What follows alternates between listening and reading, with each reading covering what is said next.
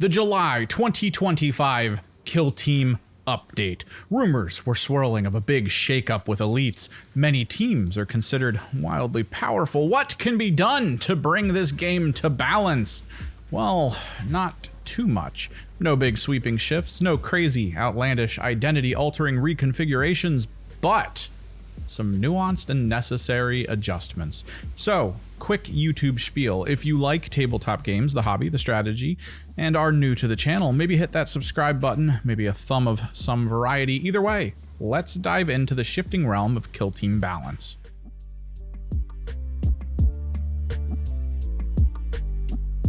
So there was a pervasive rumor that elite teams in Kill Team were going to be reduced in total number. The new starter set with less models, the new Deathwatch team supposedly fielding 5 models in total from a decent selection of options. If that is slated to happen, this is not that time.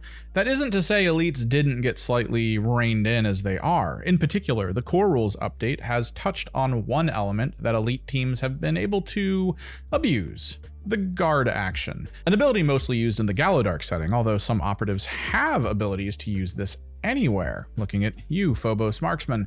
There has now been a shift. The ability will now prevent the model using it from counteracting during that turning point if you choose to trigger the benefit. This does focus most on Astarte style elites, as they could normally perform a full activation, guard, attack, and counteract in a single turning point, ostensibly making these monstrosities act as though they have 5 APL with the potential to attack 4 times in a turn. A simple shift here relieves a much needed stress in the narrow corridors of the Gallowdark. There was also a nerf to the severe rules interaction. Rather than the triggering of the crit further triggering more potential effects, those possibilities are now limited to devastating and piercing crits. Punishing and rending will no longer trigger from this. Still a very strong option with the guaranteed damage and potential defense reduction, but adding further attack efficiency might have been a little too strong in some situations. I imagine there were some specific combos that prompted the need for this limitation, something I have not personally come up against. Let us know in the comments below. I imagine it may have stemmed from one of the newer teams. Lastly, among the core rules update, some Q&A, clarification on dice retention and upgrading. This one is a little gray rules-ish. The example given focuses on an operative benefiting from both Accurate 1 and Rending. Let's assume it gets a crit and all misses otherwise. Accurate 1 allows a miss to be retained as a hit, but Rending is not worded to upgrade a retained hit to a crit. It must be a hit that has not been retained yet as it makes its way towards retention. Rules like Severe are more worded as treating retained dice differently. There is subtle differences within those terminologies, so use them as a guide going forward. Not much from the core shifts, but as stated, these minor adjustments can make for some big waves in focus directions. That said, let's kick things off for the teams with one of the biggest shifts this time around. Angels of Death. Not exactly the widest range of operatives, but when they get to their objective, shifting them becomes quite the task, if their tactics are just right. And one of the better tactics in their toolbox just got better? Worse? Lateral shift, originally allowing an operative in close combat to negate 1 crit with a normal dice or 2 normal dice with 1 crit. Now, Dueler allows any normal success to block an unresolved critical. This is a changed to read situation, so the limitation of once per sequence is gone. It just allows the Marine to counter crits outside of the brutal rule. So still some counterplay, but otherwise an absolute must take into melee crit heavy targets, but with less mitigation from normal attacks. The Intercessor and Assault Intercessor Sergeants got hit with a nerf, sort of. At least a bit of a limitation. Their old Doctrine Warfare rule that allowed them to combat Doctrine freely for the whole game, with a little caveat, is now limited to once per battle for both possibilities. A slight potential at further strangling the command points, although depending, this might not even truly cause too many problems. If you ever found that you only really combat Doctrine twice in a game, 1 for each option, there is no real shift. I feel like at most, this will increase game expenditure to 1 command point more than normal. Lastly, the heavy Intercessor Gunner ate his Wheaties this morning, so his move stat went up 1. Huzzah for the slightly faster heavy bolter wielder. Now he'll actually suffer real speed reduction when wounded. Good for him. The Brood Brothers were arguably another target for adjustment. I'm sorry, my brethren, but in tournaments with a bunch of rounds and players, you've performed a little too admirably. Insidious, a firefight ploy that allows a Broodbrother to dash for free between operative activations, is now limited to turn 2 and beyond, a mobility reduction in the opening act. The Icon Ward's Broodmind Devotion is now limited to only affecting Broodguard that are visible within the 6 inches, limiting this free death throws action from being performed by the big scary heroes of the team. The Magus received further power reduction, no longer conferring 3 big buffs to the team at all times, instead needing to choose one to be active for the turning point, and the Primus's Mastermind ability is now restricted so that the bonus chosen for the initiative roll can only occur once per battle, so 2 total uses of this ability. The Hive Mind's grip on my fellow multi-arm enjoyers just waned a bit. That's what we get for being better Astra Militarum, I suppose.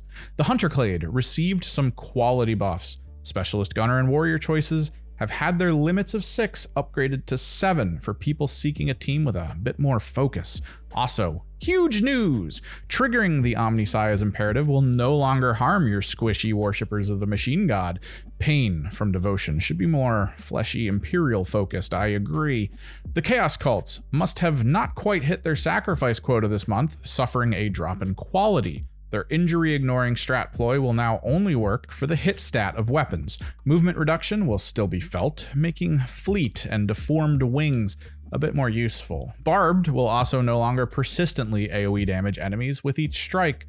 Only the first strike in the sequence will provide such a benefit. A decent damage decrease.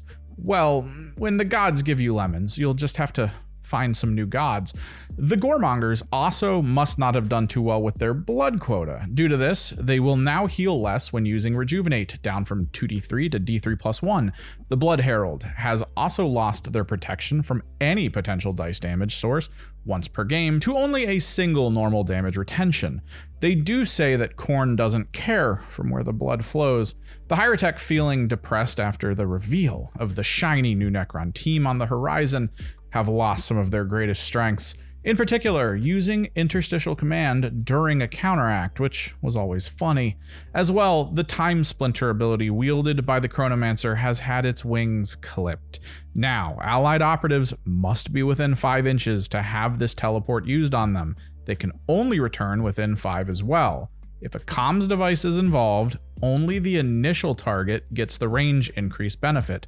The destination will still be within 5, and this ability is no longer usable during the first turn, or if any friendly operatives have already used the ability in that turn. So much mobility lost on this desperately slow, shambling mecha skeleton team. The Legionary took quite a big hit among its marks and ploy interactions.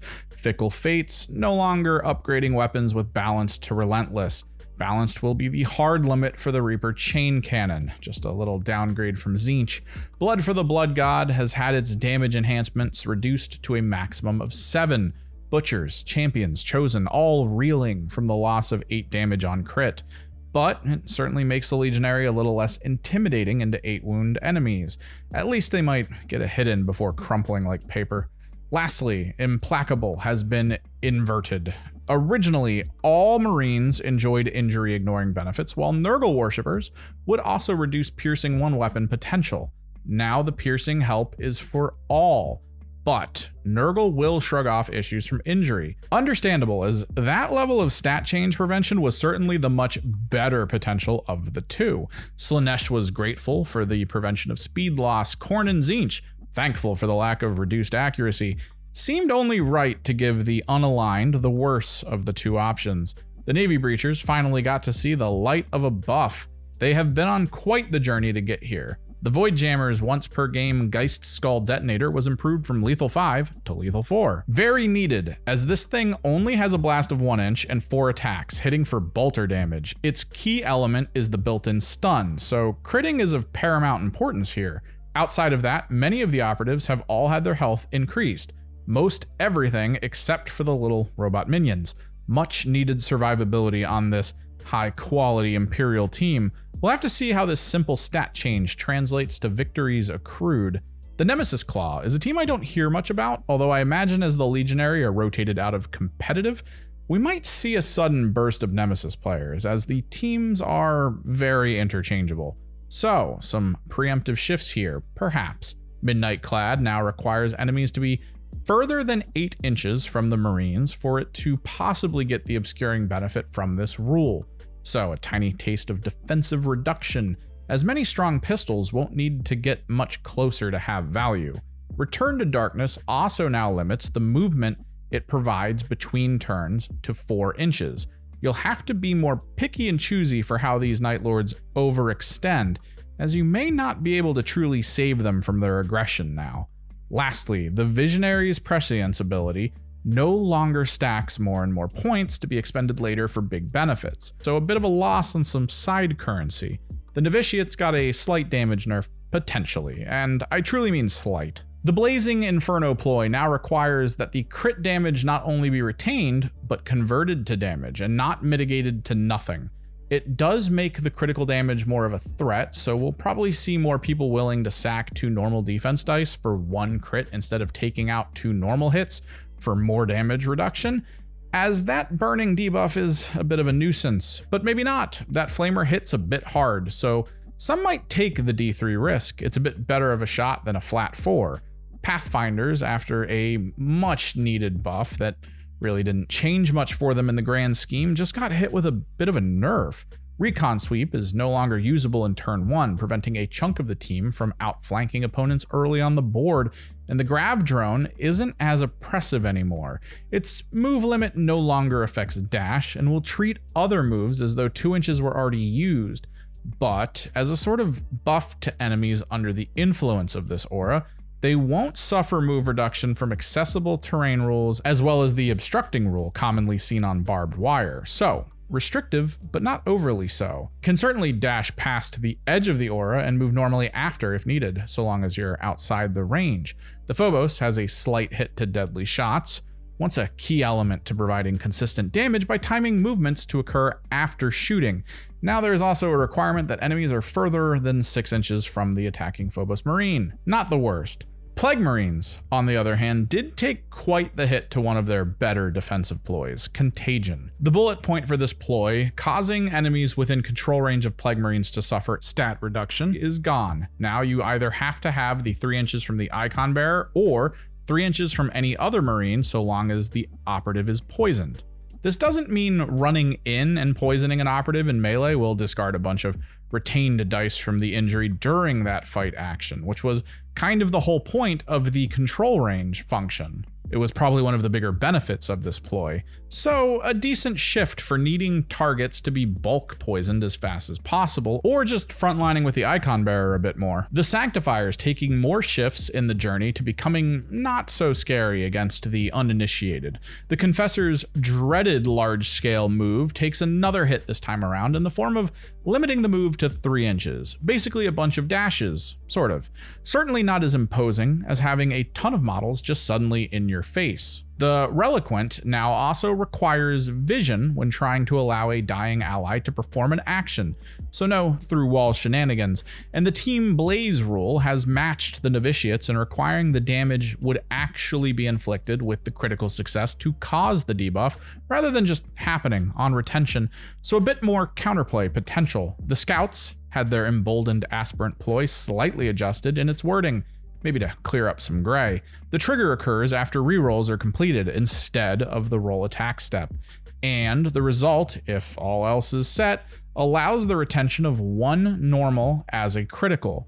Just a little more refinement and timing. Last of the teams taking a shift this time around are the Warpcoven, still performing admirably despite everything, all as planned. Sorcerers receiving a sort of lateral shift, maybe a nerf, an adjustment.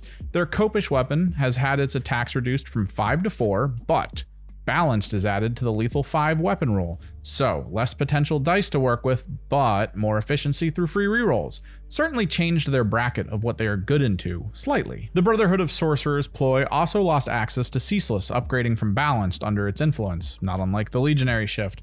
Do take note that this change also removes the comma, which means that the requirement that used to give Ceaseless is now what has to happen to give Balanced. Overall, a slight tick downward. Most of what occurred this month is minor in nature, not real grand sweeping shifts like in The earlier forge of the new kill team rules certainly feels more like a honing of what has already come to pass, like we're just on the cusp of being considered all right with balance. We'll have to see how the newly released and upcoming teams change this. Certainly strange though.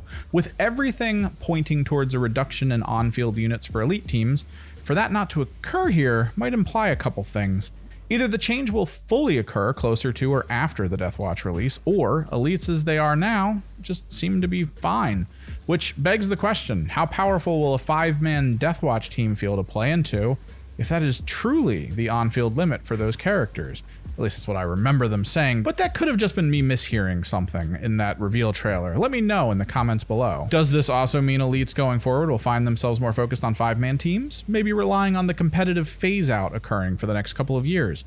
But what do you think? Also, did any of these changes get you excited to pick up a team? Maybe one pointed out here, or maybe one that missed the data slate that you feel might do better because one or more of the teams here were a bit too tuned into them before, but have now lost a little bit of that gusto. I feel melee teams might feel less pressure into Plague Marines with the change in the ploy-based injury. Maybe we'll see an international surge with Navy Breachers and their newfound health bars. Let us know in the comments below. Reminder that if you want to continue the conversation, we have a community Discord linked in the description. Join up if you're interested. We'll be happy to have you. As always, likes for the like god and subscribes for the subscribe throne. I am Kimmerix, and I'll see you in the next one.